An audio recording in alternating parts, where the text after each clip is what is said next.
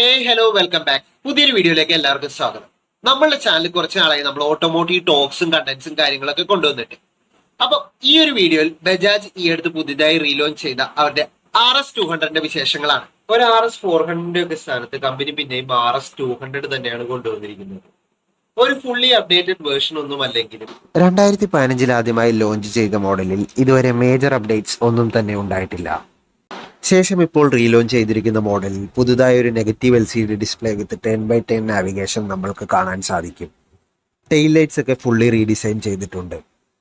പിന്നെ riding modes, പുതിയ colour schemes, graphics ഒക്കെ ഇൻട്രൊഡ്യൂസ് ചെയ്തിട്ടുണ്ട്. പിന്നെ സേഫ്റ്റിയുടെ കാര്യത്തിലാണെങ്കിൽ കുറച്ചുകൂടെ അഡ്വാൻസ്ഡ് ആയിട്ടുള്ള slipper clutch assist, ABS, wider ആയിട്ടുള്ള ടയേഴ്സ് എന്നിവയെല്ലാം വണ്ടിയിൽ വന്നിട്ടുണ്ട്. എൻജിൻ സൈഡിൽ മാറ്റങ്ങളൊന്നും തന്നെയില്ല. Same 199.5cc single cylinder liquid cooled engine തന്നെയാണ്.